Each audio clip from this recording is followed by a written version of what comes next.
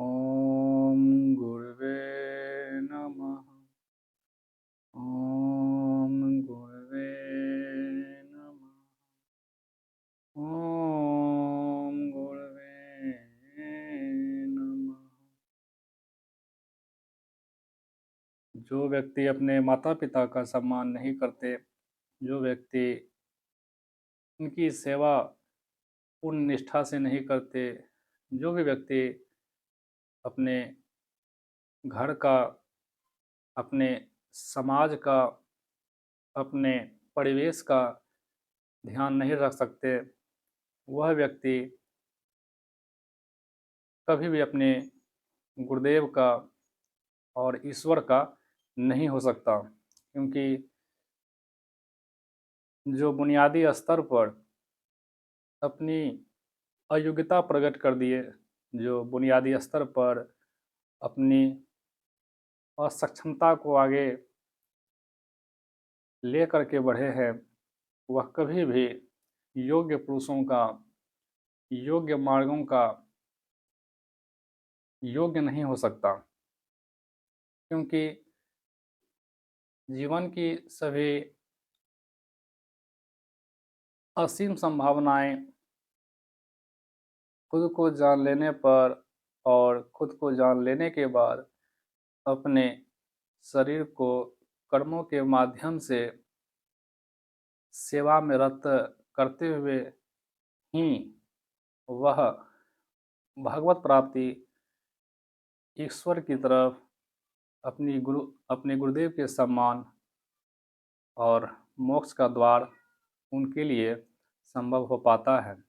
जो ऐसा व्यवहार, ऐसा समर्थता जिसमें नहीं है, वह कभी भी ईश्वर की प्राप्ति नहीं कर सकते। क्योंकि ईश्वर की प्राप्ति का मूल आधार सेवा भाव है। सेवा भाव से रहित व्यक्ति कभी भी ईश्वर की तरफ नहीं बढ़ सकते। बहुत ज़्यादा ज्ञानी होने से, बहुत ज़्यादा भौतिक शिक्षा की प्राप्ति कर लेने से कोई भी व्यक्ति ज्ञानी नहीं कहलाता। शिक्षा की अप्राप्ति है, विद्वता की कमी है, भौतिक शिक्षा का अभाव है, लेकिन हृदय की ग्रंथि में सद्भाव, प्रेम की भाव और सेवा भाव है, तो यहाँ पर उस श्रेष्ठ विद्वान और ज्ञानी पुरुषों की तुलना में वह निरक्षर मूर्ख व्यक्ति ज़्यादा श्रेष्ठ हैं। क्योंकि सेवा भाव, प्रेम, इन चीज़ों के सामने संसार की कोई भी विलक्षण क्षमता तुच्छ हो जाती हैं। जो भी व्यक्ति समाज में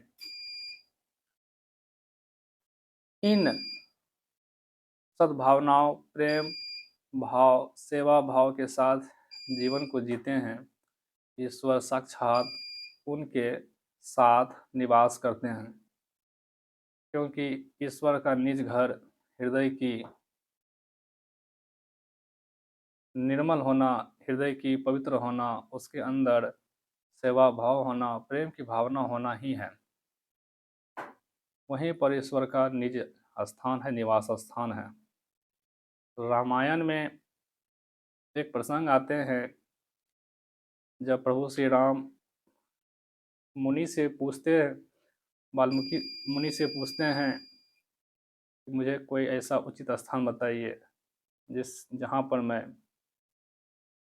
बिना दूसरों को कष्ट दिए हुए निवास कर सकूं, रह सकूं। तो यहाँ पर मुनिदेव कहते हैं कि हे प्रभु, आप कहाँ इस जगत में नहीं हैं, आप हर कण में व्याप्त हैं, लेकिन आप हमसे निवास का स्थान पूछ रहे हैं जहाँ पर आप सुखपूर्वक रह सकते हैं। तो आपका निवास स्थान वह है। जो व्यक्ति आपके चरणों में प्रेम रखे, जो व्यक्ति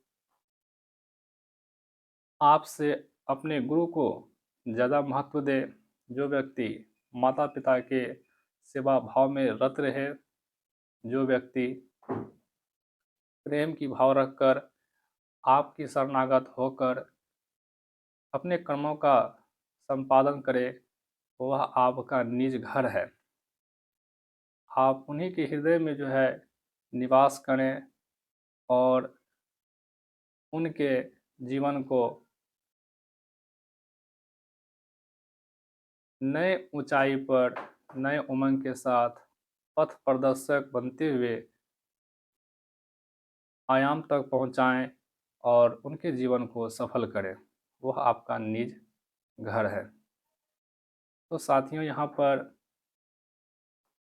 प्रभु श्री राम ने वाल्मीकि मुनि से संसार के सभी जीवों को गोस्वामी तुलसीदास जी महाराज को आधार बनाकर सेवा भाव, प्रेम की भाव, सद्भावना की भाव, अपने माता पिता के सम्मान के लिए, उनके सुख सुविधाओं के लिए, अपने गुरुदेव की